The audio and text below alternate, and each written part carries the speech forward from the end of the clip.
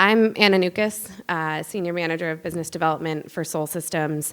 We were formed in 2008 and are comprised of three distinct and complementary businesses. Sol Customer Solutions is our renewable energy development and financing arm.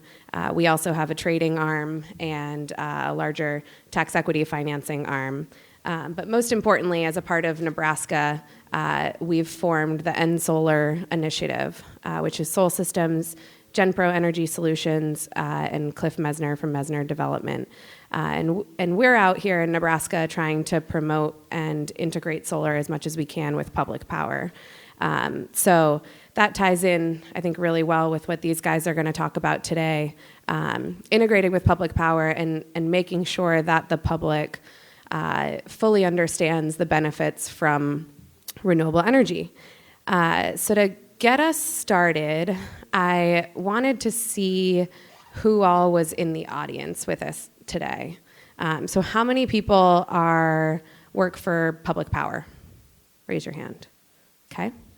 How many folks are with a private company, renewable energy developer or something like that? Anyone with nonprofits or advocacy groups? Okay, awesome. And then any landowners or anyone else in the other category? Awesome. Farmers, yeah, exactly. Great. Well, thanks all for being here. The panel that we have here is a pretty esteemed panel. And I'm excited to introduce them to you guys. We're going to start off by each of them kind of going through and talking about what they do, who they are, the organizations that they're with, and some of the resources that they might have available for energy education and outreach. Jump into some questions, and then if you guys have questions at the end, we'd love to interact with you and answer some of your burning questions. But for the panel, we have Josh Moenning, Director of New Power Nebraska, Dr. David Corbin, past president and current board member of Nebraskans for Solar, Eliot Bostar, Executive Director of Nebraska Conservation Voters, and John Hansen, the president of Nebraska Farmers Union, and this conference's committee chair. So we're pretty honored to have John on this panel. So we'll start with the presentations. And I think, Josh, you might be up first.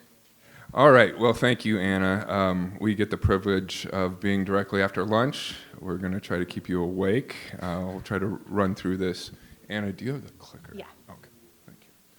My name is Josh Moenning. I am director of a group called New Power Nebraska. We are a group that started about a year and a half ago with the purpose of promoting renewable development throughout the state of Nebraska, specifically wind energy development. We work directly with the American Wind Energy Association, and obviously we were glad to have Amy Farrell, our senior VP, here this morning to address us, and Jeff Danielson is here, the Central States Director from OEA. So I'm going to talk a little bit about what New Power Nebraska does on the state level and the local level in Nebraska.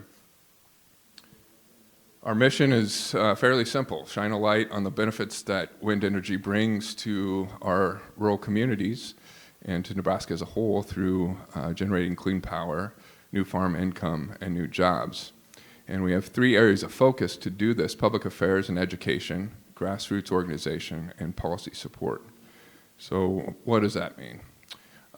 Starting with public affairs and education, we do several things to create awareness about the industry. Since Nebraska's been a little late to the game regionally in wind development, there's often a learning curve in what the industry is and what it does and how it operates.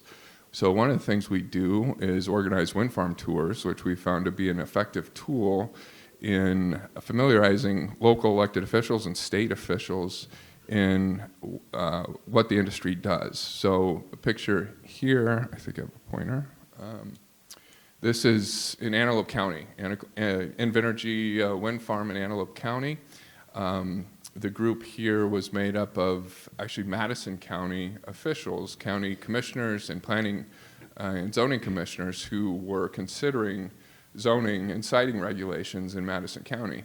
And the timing of this worked out really well because we were able to get these folks to a wind farm. Many of them, I think, if not all, none of them had actually been to a wind farm. They'd been hearing things perhaps from people who had concerns but really didn't know much about how wind works either. And so being able to get those officials out to the farm to see and hear for themselves what this is and how it works was very beneficial. And I don't think it's any coincidence that the zoning process in Madison County went much more smoothly than we've seen it in some of the other counties. And I think that education, that personal experience that the county officials had really helped. We also engage in different community events. These are some of my helpers. They get drug along, usually by bribery, to county fairs and things, opportunities to allow us to expose information about wind energy to the public in rural places across the state. Another wind farm tour that happened this August, in American Wind Week, is an event that we promote. This is in Wayne County, the new Shoals project. That's Lieutenant Governor Mike Foley was there. We try, again, to get as many state and local officials out to these events as possible. The Nebraska Wind Harvest Festival is something that we've sponsored the last 2 years in Norfolk, Nebraska, which is really in the middle of a lot of renewable generation right now. And so we had a number of companies who are engaged in that work be there as part of an ongoing community festival, and again, presents another community engagement opportunity for our members. Getting the state involved, Governor Ricketts issued a proclamation recognizing American Wind Week and the growth of the wind industry throughout the state. We also were able to get 11 cities throughout the state of Nebraska to issue proclamations as such. Northeast Community College is a huge asset to us in Nebraska, the only wind energy training program in the state of Nebraska. We try to promote that program as much as we can. We've seen that a number of local students in the Northeast Nebraska region are able to take jobs in Nebraska now, whereas about 10 years ago they were having to travel across the country to find jobs. With all the development happening in our state and our region, they're able to stay in their hometowns.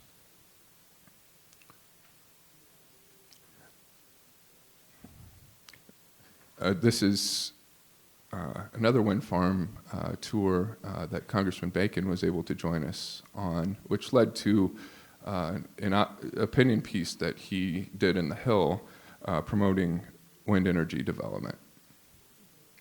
This is Steel Flats, a project in Jefferson County. Again, you see a number of local county officials who are were at the time considering their own counties' zoning processes. And promoting community engagement through our members, a lot of times this stuff goes under the radar, but we do have member companies that are very engaged in their communities, and as was talked about in earlier sessions today, that are active in local donations. Earned media, we have organized and coordinated opinion pieces, one that John has done for us, other recognized leaders in the state, placing opinion pieces in primarily daily newspapers across the state, touting various aspects of wind energy's growth in Nebraska. I should mention this article appeared in June in the Omaha World Herald. It was a feature piece on corporate purchasing and the Facebook model. The OPPD arranged partnership with Facebook and the now Tradewind wind farm in Dixon County, and how that arrangement could serve as a model for growth across the state. And these are letters. We also coordinate and help our advocates put information out into their area newspapers about the various benefits of wind energy. a lot of cases focusing on the new jobs created, new tax revenue.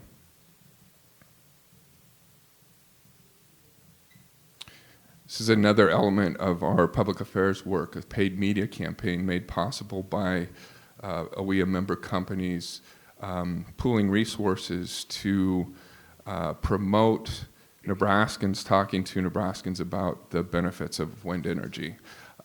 This particular campaign featuring Chelsea and Sam and Amy started in late July, early August, so it's run for several weeks.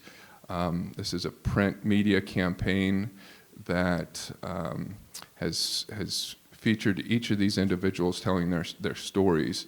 And you all heard from Amy, who was part of the whole county panel this morning, talking about how wind farm taxes have helped finance the school expansion in O'Neill.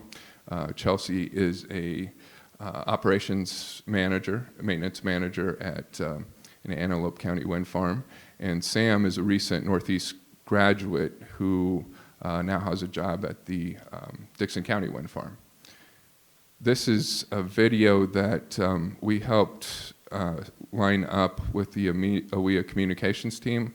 I won't go through it for purposes of time, but again, it features the Northeast program, area landowners, area business people who have seen the benefits of wind farm construction and development in their areas.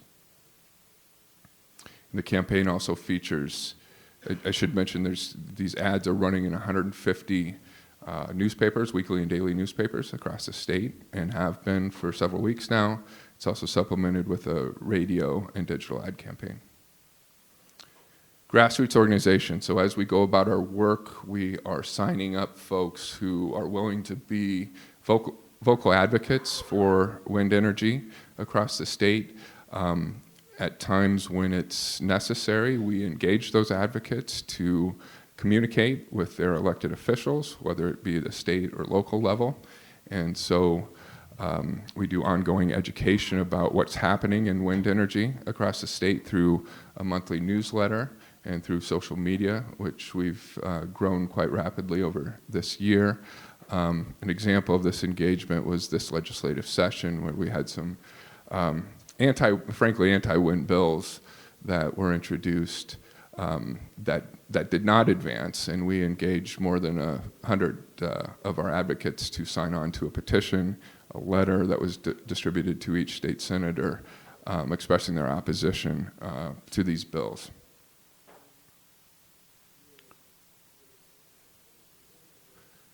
Policy support along the same lines I just mentioned, organizing our advocates to engage at the state and local levels. We provide testimony directly at county hearings to supplement help for projects on the ground, making sure that real information is presented about wind energy at these county hearings. If you've been to some of these, they often get very emotional, and misinformation, if it's not combated or countered, can dominate the discussion. And so we are there to be a balance and to be a supplement about what development is and how it can benefit our local areas.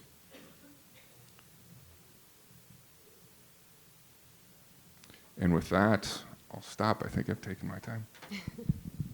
Okay, I'm here today as a board member of Nebraskans for Solar. Nebraskans for Solar, by the way, the two real founders are in the back of the room, Ken and Helen Deffenbacher. If you'd raise your hands, they're the ones that got this started. And so you see we have a Facebook page and a web page that you can look up a lot of the information of the things that we do. Some things that I just wanted to emphasize for today's program is what we primarily now work with nonprofit organizations, and we have raised money for 4 demonstration houses at Omaha Habitat for Humanity. And this helps the people to save on their bills. We raise money on our own and make those donations. We raise money from Omaha Gives and various other entities. And I know some of you in this room have donated to some of those things. Our latest one was in 75 North, and you can see the solar array on that up in the Highlander 75 North project. There's some things that I just wanted to quickly touch on of what might be a future, and because some of the questions came up, of what do you see for the future? So we do try to advocate for good policies. I'm a policy person, and one is to look at what's happening. And some of you might have seen the document called Blueprint Nebraska, and it's talking about trying to get 43,000 young people to come to Nebraska. But there's nothing in there about climate change. The closest they got is transportation, and that's good that they're talking about transportation, but young people want clean, renewable energy, and they're not going to come to a place that doesn't have it. So that's a way that we need to go. On-bill financing is another thing that we'd like to see happen, because the biggest impediment to a lot of people putting solar on their houses is the upfront costs. And if you can spread that out and it can be on your bill, then that's something that can happen it can make it much easier for people to participate in that. Everybody wins. The utility can take some of the money for administrative costs. So there are different models. Some of them partner with banks. Some of them do the financing on their own. But the customer, even though they're paying a little more each month, they're gaining more from their savings for energy than they are from the amount of money that they're putting on their bill each month. I'll just quickly talk about, in Florida, a model, and Helen also started something called Solar Schools Project. And Solar Schools, thanks to a small grant from Nebraska Environmental Trust, and I see we have a representative from there, to try to educate schools and students on what solar energy is, just like there's wind schools out there. We're trying to get more in terms of what solar can do and what people can learn about how solar energy works and how that might be an important thing for the future. In Florida, they've actually used schools as emergency sites, so the schools have solar, not in all of Florida, but in parts of Florida. The schools have solar energy, and they have battery backup, and so if there's a hurricane, that's their emergency site. But in all those other times when there's not bad weather, they're saving money on their energy. So that's another possibility, whether it's floods or whether it's tornadoes or hurricanes, another kind of model to look at. And as you probably know, public power pays money in lieu of taxes, and it would be nice if some of that money in lieu of taxes that the utilities pay, if those counties could actually set aside some of that for renewable energy and solar or wind projects. And what some other places are doing now, you heard earlier about EVs. NPPD is talking about, well, making new homes so that they're set up for charging in your own garage. Well, you could also do the same thing for all new public buildings. You may have seen that they just announced $480 million of new buildings for University of Nebraska. And wouldn't it be nice if, a long time ago, there was a regent that said, if we keep accepting gifts like this, we're going to go broke. Because what happens is you build buildings, but you still have maintenance and operations. And so it's important to say, well, maybe all new public buildings or all new remodeled public buildings should be set up for energy efficiency and to have solar. And that way you'll be actually saving money over the long run. But if we don't have it in there, then people will just do whatever what we've always been doing, and that we can't do that anymore. So those are some of the things that Nebraskans for Solar does. I could emphasize beyond the schools, you have to look at other policies. What are the science policies for K through 12 or for the health policy for K through 12? Are they teaching people about what the future is going to be? And if they aren't, we need to make sure that's happening. Thanks.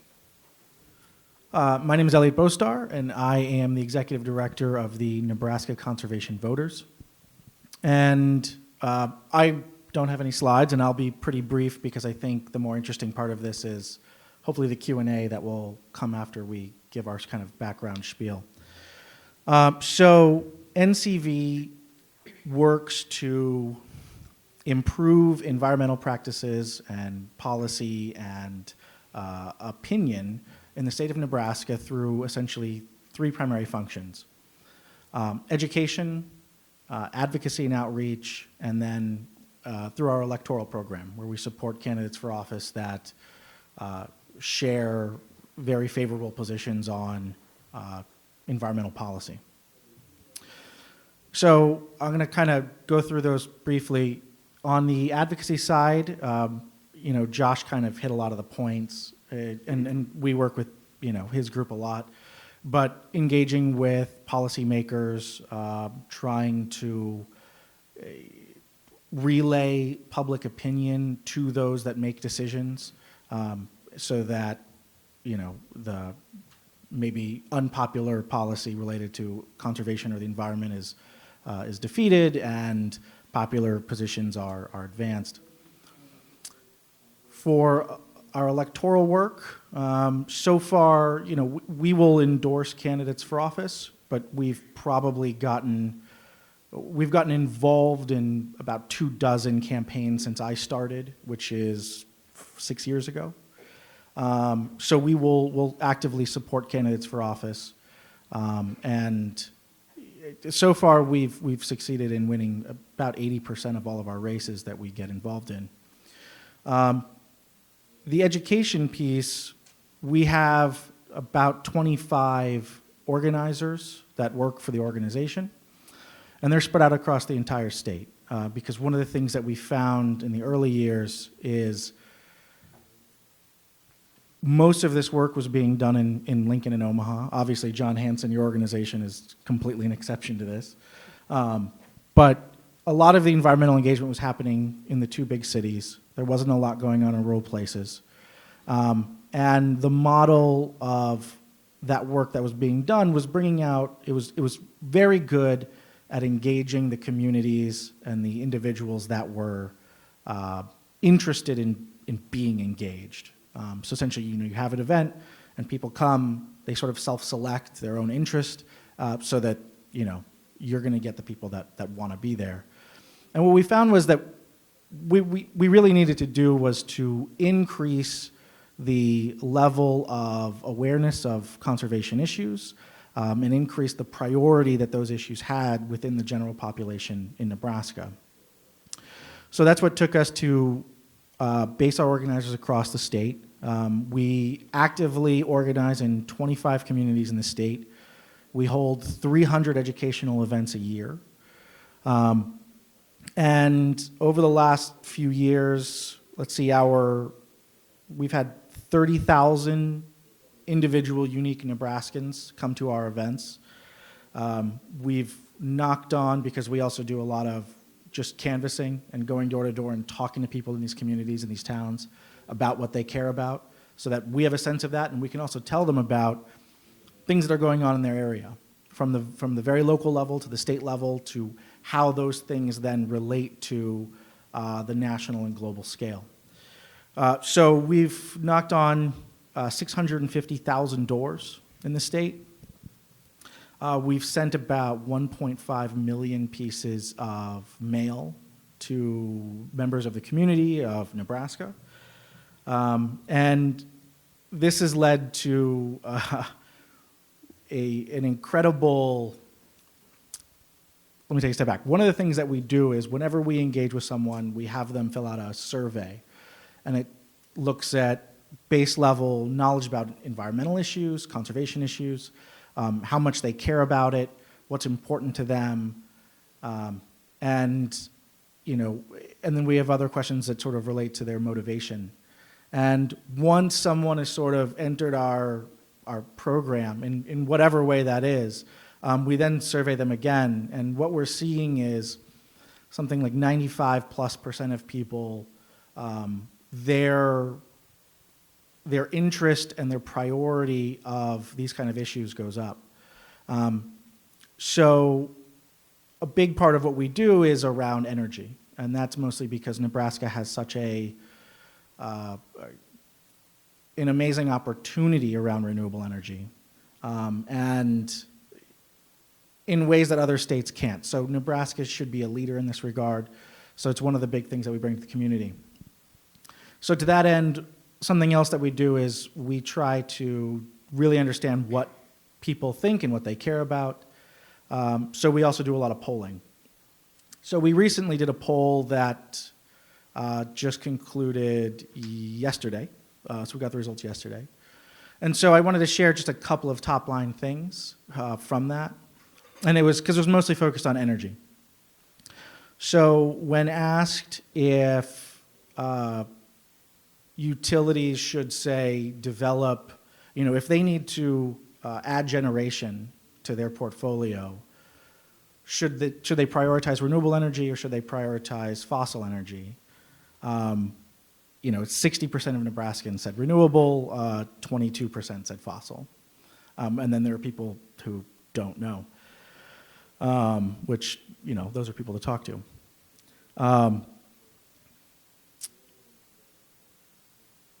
We asked if people thought that they should get 100% of their energy from renewable sources. And these results were actually kind of surprising. So half of Nebraskans said yes, that 100% of the electricity that they're served by should come from renewable sources. And we put a year in there, and we said that transition by the year 2050. A quarter of Nebraskans said no, and a quarter are undecided.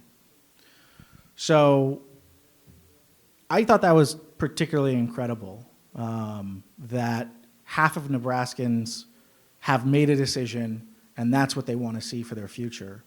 And that only a quarter are sort of opposed to this idea. I mean, it's a particularly politicized issue, and it shouldn't be, but it is. But that's where we are in the state of Nebraska. And then to sort of dig a little deeper into that, we asked, would you be willing to pay more money to get renewable energy sooner? And a majority of Nebraskans said yes, which, we had them check the numbers, so I don't know what to tell you. But this is, and we've seen these things go up and up.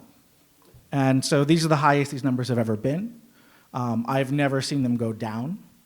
So I think the future is really bright for renewable development in the state of Nebraska. And, I'm really looking forward to working with all of you to help sort of seize that opportunity. Thank you. So we're a general farm organization. So why are we in business? What do we do? We're a general farm organization dedicated to protecting and enhancing the quality of life and economic well-being of family farmers and ranchers in their rural communities. That causes us to work 15 to 25 issues a year at the state level that directly impact our economic well-being or our quality of life. And we work about that many at the national level. So we have 3,500 members. These are farm families. So tell me how many folks are in a family these days. But those are family memberships. We've been around since 1913. We're 106 years old. So our members set our policies. So we're a grassroots organization. We represent our members at the legislature. Last year, we testified on 52 bills. So it's a big waterfront. So we get to develop a relationship with a lot of different state senators based on the committees that they're on, because we're talking to folks in the Revenue Committee, Ag Committee, Natural Resources Committee, Judiciary Committee, Government Committee, and every once in a while, Health and Human Services. And so, it's an opportunity to build relationship with those folks and talk to them about other things beside just, some of the primary things we're on. We spend a lot of time working on market reform, market development. We've been working on climate change since the mid-90s. That's goes back a ways. And renewable energy. We had, there was my Google alert had an article. It was in one of the kind of historic articles in one of the papers in the state. But it was all about how Nebraska Farmers Union was gearing up a statewide effort to try to help develop and move ethanol development forward, except we didn't call it that then. We called it gasol, and this was in 1940.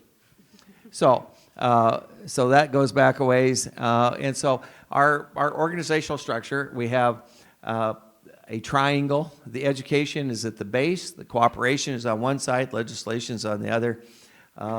And anything important or successful begins with education. Educate, educate, educate. So that's what we try to do in all things that we do. We do a lot of research. We put a lot of facts and information out. We are a world champion paper user. Our photocopier gets a lot of use. So we've been doing this event for 12 years. And it really started with our education outreach efforts through the National Renewable Energy Lab. We work with the Nebraska Energy Office. We were better geared and set up to do education and outreach things, so we worked with them to do it. And then finally, we were doing so much stuff that NRAIL and DOE said, could we just go ahead and do a contract with you guys directly? And so take the Nebraska Energy Office out of the middle, and the Energy Office was good with that. And so we were doing 100 to 120 meetings a year across the state. They were all by invitation. And so we were out talking about climate, renewable energy, wind, a little solar. But we were taking mostly NRAIL data and putting it out there and saying, here, this is what the latest data says. We think this presents a real opportunity for rural communities. And at the end of the day, that's who we work for. And so we've learned that there is no such thing as a shortcut that works over time. Stick to the facts. If you don't know, that's okay. Say you don't know. Shoot straight. Take the high road. Tomorrow is a new day. It's going to be a new issue. And when you impair your own credibility, you've undermined your ability to be able to work things on down the road. It's not a shortcut that ever really works.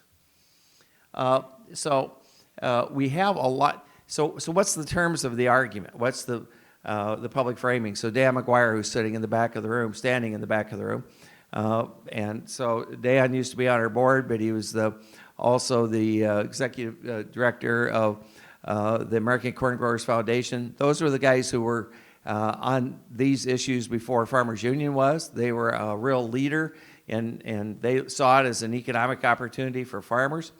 And so Dan brought a lot of expertise to us. He was a former co-chair of our group here. And so if you're in the public sector and you're talking about, public discussions, how you frame things matter. So I always tend to frame things in terms of economic things. So we have 8.54 million new additional farm and landowner income benefits to talk about. That's a fact. That's not my opinion. We can document this. We're glad to show our worksheet and how we get there. So when you have 160 megawatts of the Shoals project goes online November 1st, we're going to be up to 2,135 megawatts by our watch. So if you do the math, $4,000 per megawatt, that's a conservative number. Take that times that new number. That's 8.54. So that's our number. That's how we get there. You got better data than that? Let's see it. Okay? I used to do research for a living. So 9.43 million of new local annual tax revenues.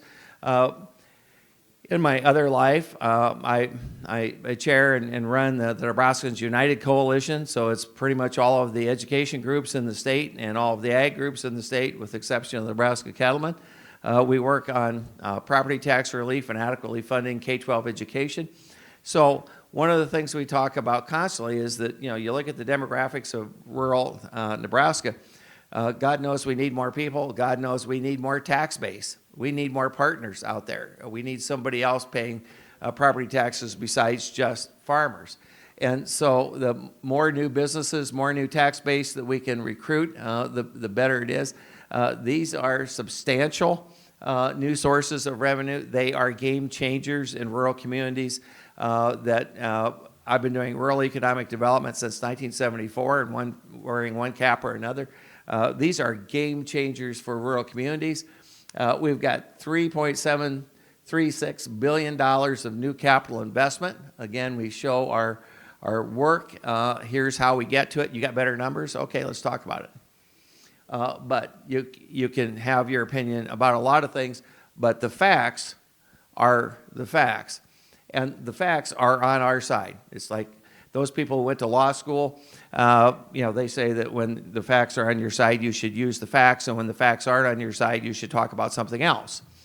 I think that there's a lot of politicians and farm leaders who learn that lesson too.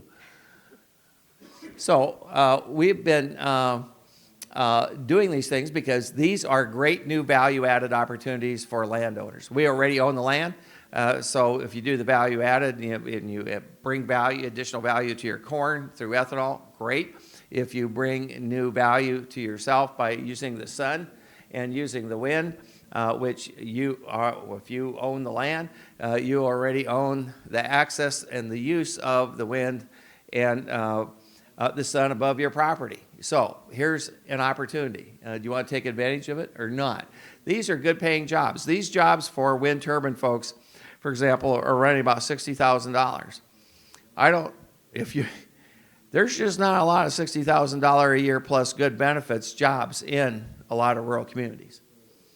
So that's about 7 miles west of my place in western Madison County.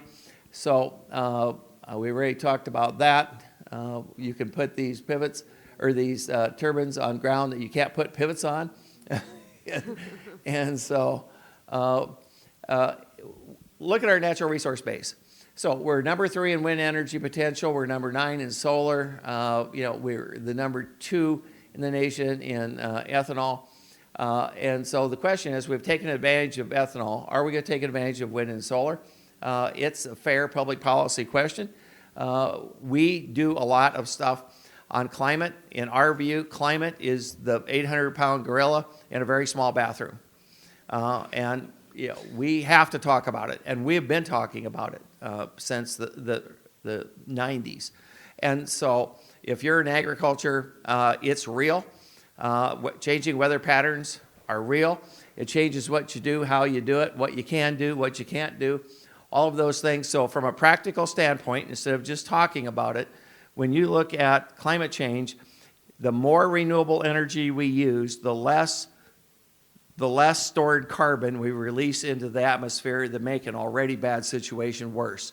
That's a really important and positive thing to do. It needs to be a part of our public discussion and conversation in all things that we do.